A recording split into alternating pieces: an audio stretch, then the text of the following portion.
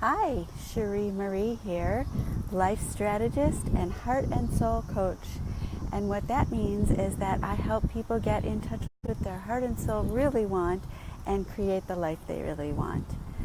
Now, it's one of the last days, I think it's getting to be late October in the Chicago area of this incredibly beautiful weather, so I'm taking advantage and talking to you from outside.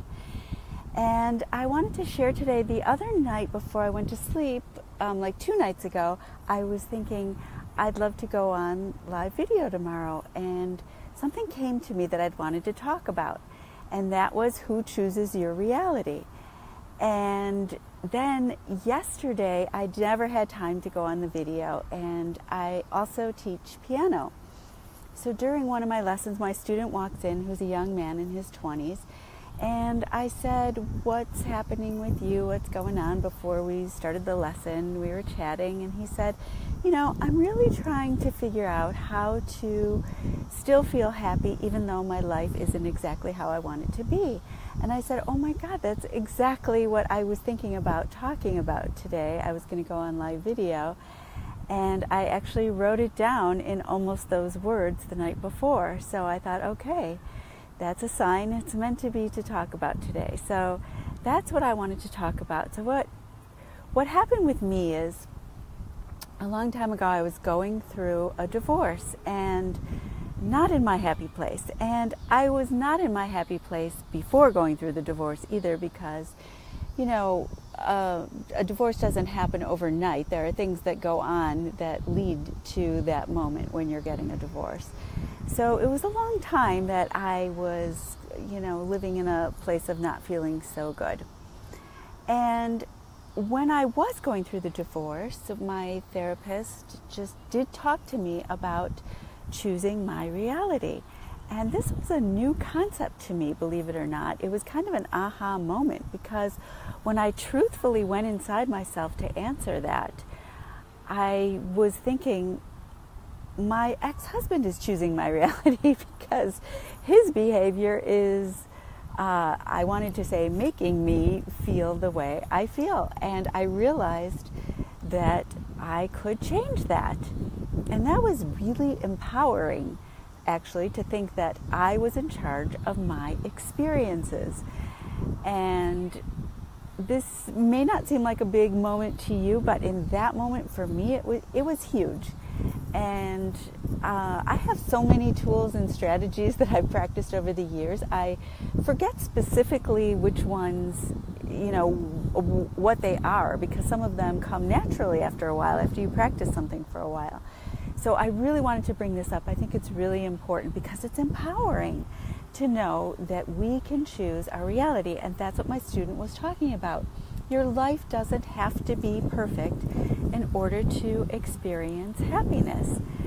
And I love that concept. So let's use the metaphor of flying in an airplane. So there are plenty of times when I take off and it's cloudy outside, and when the airplane goes up, it goes above the clouds and into the sun. So at the same time the clouds are out, the sun is also out. And it's just a matter of rising above, for choosing to rise above, and looking at the sun, if you want. Now, there have been times when I'm just too overwhelmed with the things that are not working to have the energy to focus on the things that I do want to work or that do work for me. And so, I want to say, if this tool doesn't sound like it's going to work for you in this moment, that's totally fine. Just keep it in your back pocket, and when you're ready, you can pull it out and use it. So the idea was, for me at the time, I had this lifelong habit as an adult where I get up early in the morning and take a walk in nature. And no matter what was happening through my day, I realized that I was always looking forward to the next morning, because it was always less than 24 hours away before I knew that I'd have some peace and that serenity feeling that I longed for at the time. So I decided to build on that. I found something that worked for me, and I decided to build on it. So how could I create more time times like that in my day when I felt peaceful and calm instead of my usual, oh my gods, and stressed, and, that category of feelings. And little by little, I found things that I could do during the day because I took charge, and I was able to shift my reality and experience way more happiness, even if my life was far from perfect. I had to deal with my kids responding and reacting to the divorce, and myself, and so many things to take care of. And I was still able to find the joy in my life. So I am just going to encourage you that if that appeals to you, to practice that and see what you can create. And anytime you want to talk more about that, or if you'd like to have a session and just get motivated to change something in your life, please reach out and connect with me at sherrymarie.com, and I would love to connect with you.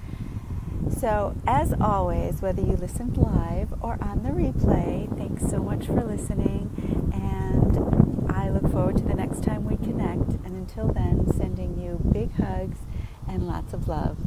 Bye for now.